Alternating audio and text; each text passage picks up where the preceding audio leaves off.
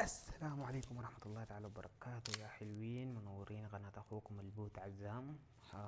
الليلة جيتكم بمهمة أربعي.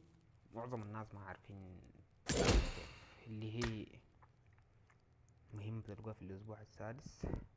بتقول لك جهز سلاحين ناريين في with the full attachment at the same time 5 times in a classic match.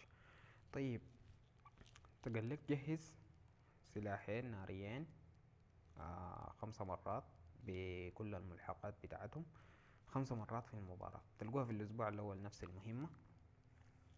وينها؟ شوف ليكم. تلقوها في الأسبوع الأول والأسبوع الثاني. أيوة هدي ايكويب برضو تقريبا في الأسبوع الثالث برضو موجودة نفس المهمة. فالمهمة دي ممكن انت تخليها آخر مهمات، يعني ممكن تعمل آخر مهمات في آخر أسبوع أو كده. يعني بتلقى مكررة كتير ومعظم الناس ما بتعرف لها. هنا موجودة برضو. المهم عندك في حقة السيزون، يعني في السيزون في نهاية السيزون برضو موجودة 8 مرات تقريبا في نهاية في المهمات اللي الموسمية اللي بتديك 200 نقطة وكده. هذه شايف 8 مرات. equip 2 fire alarms with the full attachment at the same time 8 مرات. فالمهمة دي كيف تعملها؟ مهمة سهلة. كل اللي عليك تعمل كلاسيك، تعمل ان رانكد ليفيك، تشتري على دي بي. حصلنا دي بي دون الدي بي الاول، محتاجين دي بي تاني. الاتاشمنت بتاعه واحد، ما يحتاج اتاشمنت وفلوس الاتاشمنت بسيطة، يعني انت بتحتاج 5 عملات تقريبا. دي بي تاني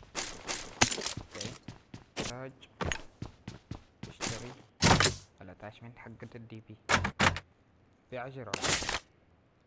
الدي بي حقي فيه سكوب وفيه الاتاشمنت. ايش تسوي؟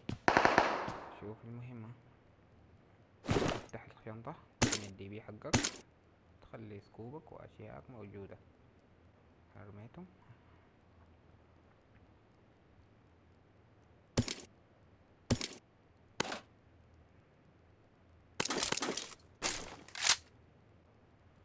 كده المهمة اتعملت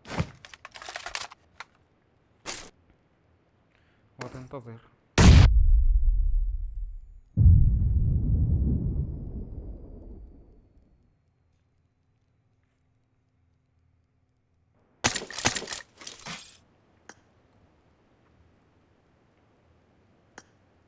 طيب كده المهمة اتعملت من عندي مرة واحدة. الأسبوع السادس كده المهمة عندي اتعملت مرتين. وبكده فهمتوا كيف تجهز سلاحين ناريين في نفس الوقت. تدخل جيم نفس الشيء، تنزل المنطقة فيها متجر، وكده المهمة انتهت.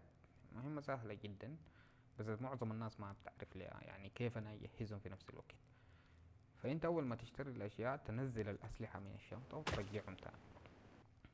شراء من الحقيبي كده خلاص المهمة انتهت. تيجي تقعد هنا، تنزل دي بيك وترفع دي بي بكامل ملحقاته.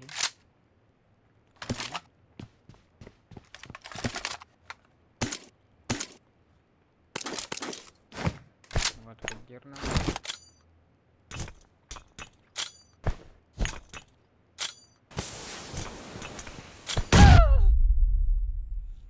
كده المهمة انتهت.